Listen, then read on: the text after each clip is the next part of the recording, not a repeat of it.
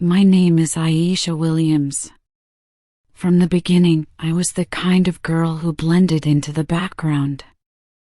Not because I wanted to, I simply had no choice. My skin, the deepest shade of brown, made sure I stood out in the wrong ways. It was a kind of spotlight I never asked for, the kind that made people stare, whisper, or sometimes just pretend not to see me at all. Growing up in a quiet Ohio suburb, I always felt like I was on the outside of something invisible but important. I watched other girls glide through life with ease, their skin fair, their hair soft and straight, their features the kind people called classic or pretty. In every classroom, in every mall, in every photo, those were the girls people celebrated. And I was just there. I don't remember the exact moment I realized the world didn't see me as beautiful. It was a slow awareness. 1,000 little moments stitched together. A teacher once told me my drawing of a dark-skinned princess was unrealistic. My classmates never picked me for group projects unless they had to. When I walked into stores, employees followed me down every aisle. All of it quietly shaped the way I saw myself, not good enough, not wanted, not worthy. By the time I reached high school, I had already learned to shrink myself. I stopped wearing bright colors, stopped trying new hairstyles, stopped hoping someone might actually see me beyond my skin. I faded into corners. I lived quietly. I focused on school. And then I met him. His name was Caleb Thompson. He was the kind of boy people noticed the moment he walked into a room. Tall, blonde, blue-eyed, the golden boy. He played football, made teachers laugh, and never had to try too hard. Girls followed him down hallways. Boys imitated his every move. He was everything I was not. So when he started talking to me in history class, I didn't know what to make of it. At first, it was simple things, small conversations, casual remarks, a few questions about homework. I thought it would stop after a few days, but it didn't. He kept talking to me. He remembered my name. He asked about my weekend. He even laughed at my sarcasm and said he liked how smart I was. For someone who had spent most of her life being overlooked, his attention felt like sunlight. I soaked it up without even realizing I was getting burned. Every time I walked into class and found him smiling, my heart did something stupid. I told myself not to read into it, not to assume. But deep inside, I started to hope. Maybe he really liked me. Maybe, for once, I wasn't invisible. So when he asked me to hang out, I said yes. That Friday evening felt like something out of a dream. My mom helped me get ready, smoothing my hair back, picking out a soft blouse, adding a touch of lip gloss. She said I looked lovely. I wanted to believe her. I stared at myself in the mirror for a long time, trying to find something beautiful. I didn't see it. But I hoped maybe Caleb would. He picked me up right on time. We went to a small movie theater outside town. He bought the tickets, let me choose the film, even held the door open for me. I kept thinking how unreal it felt, me, Aisha Williams, sitting next to him like we belonged in the same story. But as the movie started, the shift happened. He wasn't really watching. He kept checking his phone, laughing quietly at something on the screen. I sat there pretending not to notice, heart slowly sinking. At one point, he leaned toward me with a smirk, as if something hilarious had just happened. Whatever it wasn't the movie. I felt small. Like I'd made a mistake by coming. Like I didn't belong beside him after all. After the movie ended, he barely said anything. No goodbye. No smile. Just silence. He dropped me home and drove off without a glance. The next morning, the whispers started. At school, something was different. People stared longer. A few girls giggled when I walked past. I caught snatches of cruel laughter behind my back, like someone had shared a secret I didn't know about yet.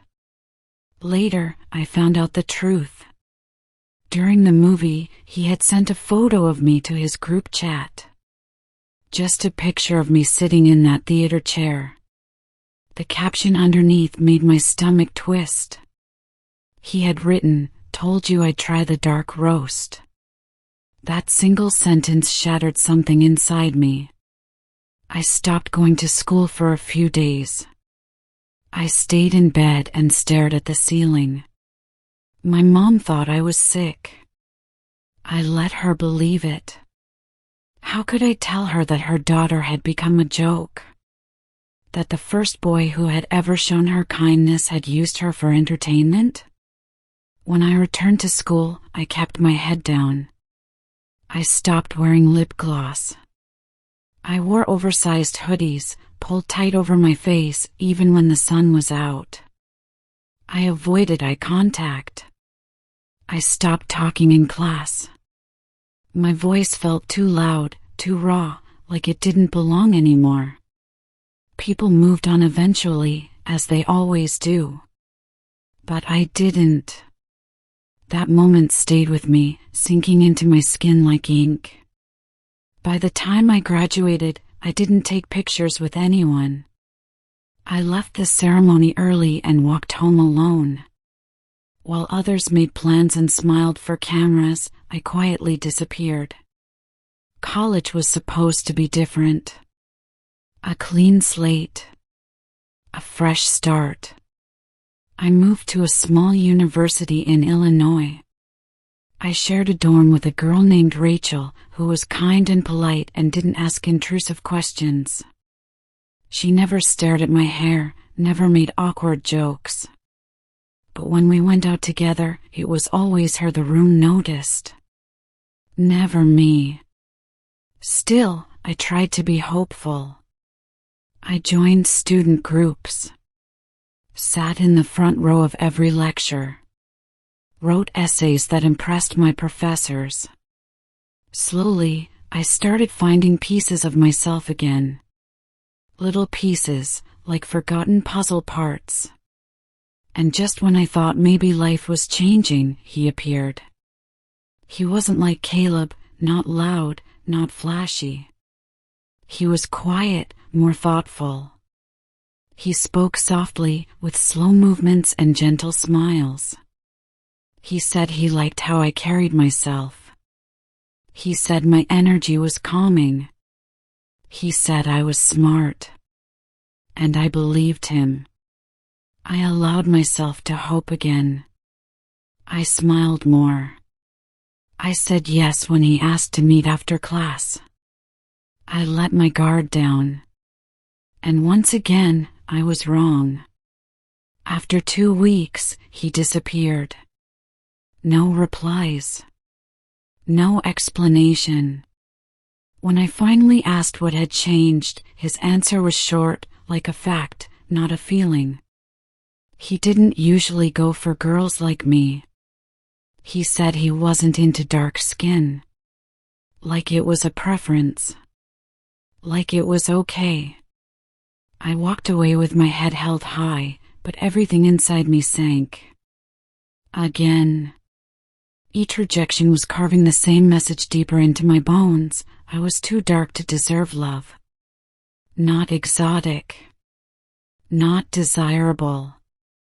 Just invisible, or worse, a dare, a joke, a passing curiosity. I stopped trying after that. I deleted dating apps. I avoided parties. I threw away the clothes I had bought to feel pretty. They didn't work anyway. I studied harder. Focused more. Hid deeper.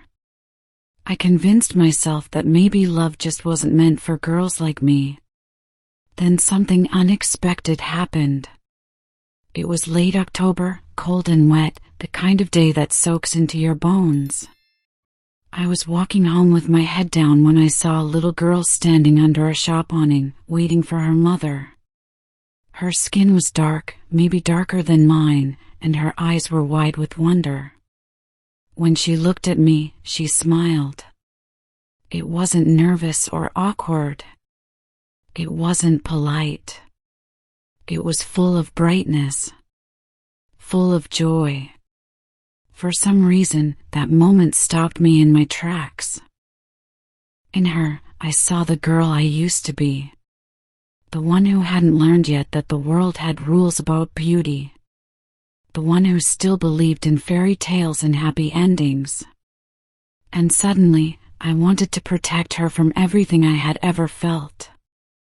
I wanted her to grow up in a world where she wouldn't have to question her worth, or straighten her curls to be taken seriously, or lighten her photo filters just to feel acceptable. I wanted her to walk into rooms without shrinking. To love her skin, her hair, her everything. But how could I want that for her if I didn't want it for myself? That was the moment something shifted. I went home and looked in the mirror. Really looked. I stared at the face I had spent years avoiding. I traced the lines of my nose, the depth of my skin tone, the fullness of my lips. I studied my hair, thick, wild, alive. And for the first time, I saw something beautiful.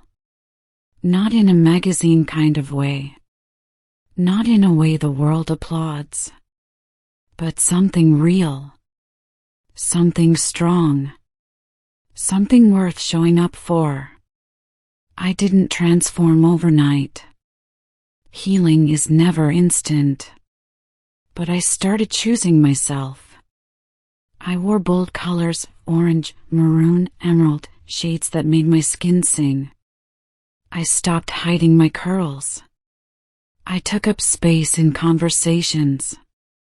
I wrote essays about colorism and spoke in classrooms about beauty standards. I stopped waiting for someone to tell me I was enough. I decided I already was. And little by little, I stopped searching for love in others. I poured it into myself. I gave it to that little girl under the awning, the one who smiled with her whole heart. Because if I could survive everything, maybe I could help someone else survive too. Maybe love doesn't always come from the outside. Maybe it starts in the mirror. And maybe, just maybe, I wasn't too dark to deserve love. Maybe I was too powerful to be broken. The mirror didn't change.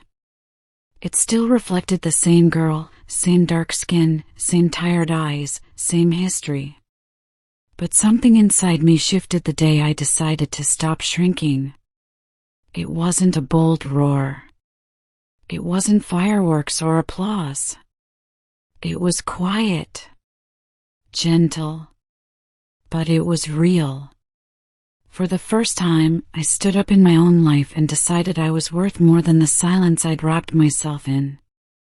I started small. I joined a writing workshop on campus, not because I thought I was a writer, but because I had too many words inside me. They clung to my ribs and echoed in my chest. And I was tired of carrying them alone. At first, I submitted pieces anonymously. Short reflections, essays about shame, poems about skin. I didn't want anyone to know it was me, didn't want the stares, the pity, or worse, the praise that felt fake. But slowly, people started responding. Not with pity. With truth. One girl wrote, "I feel this. I didn't know anyone else felt this." Another said, "You put into words something I've never been able to say out loud." Their words didn't fix me, but they stitched something torn. And in stitching others, I stitched myself. The more I wrote, the more I realized I had never been alone in my pain. There were thousands of us, girls with skin like mine, hearts like mine, stories like mine, walking around with invisible scars, thinking we were the only ones bleeding. I started using my real name, Aisha Williams. And then one day, I stood in front of a crowd and read a piece out loud. My hands shook the entire time, but my voice didn't break. I spoke about being told I was too dark to be loved, about being made into a joke, about how I believed it for years. The room was silent. Not because they didn't care, but because they did. I could feel it. Afterward, a professor pulled me aside and asked if I'd ever considered publishing. I hadn't. Until that moment. But something inside me whispered, "Why not you?" I started working on a manuscript. Nights turned into early mornings. My laptop became my confessional. Every line I wrote felt like peeling off another layer of shame. I told the truth, raw and unfiltered. Not the kind of truth that makes people comfortable, the kind that unsettles them, that makes them question everything they think they know about beauty, race, worth. I wrote about Caleb. About how his text wasn't just a cruel joke, it was a reflection of a world that teaches boys to fetishize and discard dark girls like they're trends. I wrote about the silence afterward, the erasure, the gaslighting. I wrote about how that silence taught me that pain wasn't real unless someone else confirmed it. I didn't spare myself either. I wrote about the ways I had abandoned my own reflection. About bleaching creams hidden in drawers. About wishing I was someone else. About the ways I, too, believed the lie. My story wasn't neat. It didn't end in romance. There was no dramatic apology. No perfect revenge. It was just me, surviving.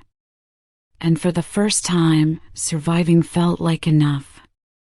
When I submitted my book proposal to a small press, I expected nothing. I had prepared myself for rejection. I'd lived in that place so long, it almost felt like home. But 1 month later, an email changed everything. They loved it. They wanted it. They called it necessary. When the book was published, it didn't make headlines. It wasn't a bestseller. But something else happened. Letters started coming in. Messages. Emails. Some from girls still in high school. Others from grown women, grandmothers even, who had carried the same shame for decades. They all said the same thing, "Thank you for saying it out loud." And I realized something. I had spent years wanting love, romantic love, thinking it would fix everything. But what I had found was something deeper. A love that was communal. Generational. Rooted in shared survival. I wasn't just healing myself anymore. I was part of something bigger. I started getting invited to speak at schools. At first, they were local. Then out of state. Then universities. I told my story over and over again, not because it was special, but because it was familiar. And because the more I told it, the less power it had over me. Each time I looked into the crowd and saw girls with dark skin, wide eyes, and hunched shoulders, I wanted to tell them, stand up.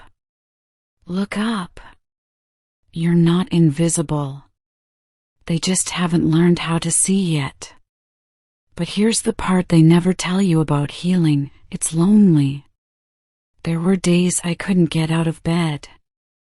Days I cried without knowing why. Days when all the old voices came crawling back, you're still not enough. You're not pretty. You're not worthy. Even success didn't silence them. And sometimes it was worse, because now the world pretended to see me. They clapped when I spoke, but still flinched when I walked into their fancy offices. They praised my strength, but didn't hire girls who looked like me. They said I was articulate, but still used other girls for their magazine covers. The hypocrisy stung more than the silence ever had. But I didn't stop. I couldn't. Because every time I sat down to rest, I remembered the girls behind me. The ones who hadn't found their voices yet. The ones still bleaching their skin. Still straightening their truth. Still folding themselves small enough to fit into boxes they were never meant for. So I kept writing. My second book was bolder. Angrier. I stopped trying to explain pain in ways that made white people comfortable. I stopped softening my language. I told the truth even when it burned. And that's when something strange happened. People started listening. Not everyone. But enough. Teachers added my book to syllabi. A few talk shows invited me on. My social media grew, not with followers, but with stories. Hundreds. Thousands. A 14-year-old girl from Alabama wrote, "I thought I was ugly until I read your book." A woman from Nigeria messaged, "I never told anyone about what that boy said to me when I was 12. But now I know it wasn't my fault." One day, I opened my email to find an invitation to speak at a women's conference in New York City. Not just to read. To headline. My first instinct was fear. Who was I to speak on that stage? But then I remembered the mirror. The girl who used to look away. She wouldn't have believed this life. So I went. I stood under bright lights, in front of hundreds of faces, and told the story again, this time not with shame, but with fire. I told them I had been told I was too dark to deserve love. I told them how I believed it. How it almost broke me. And how it didn't. After the event, a woman approached me. She was older, maybe in her 60s. Her voice trembled as she said, "I waited my whole life to hear someone say what you just said." That's when I knew healing doesn't always come from being loved. Sometimes it comes from being heard. Now, years later, I still walk into rooms where people underestimate me. I still hear the echoes of old voices. But I no longer bow to them. I wear yellow dresses without apology. I speak without shrinking. I take up space without asking. And when I look in the mirror, I no longer see the girl who wasn't chosen. I see the woman who chose herself.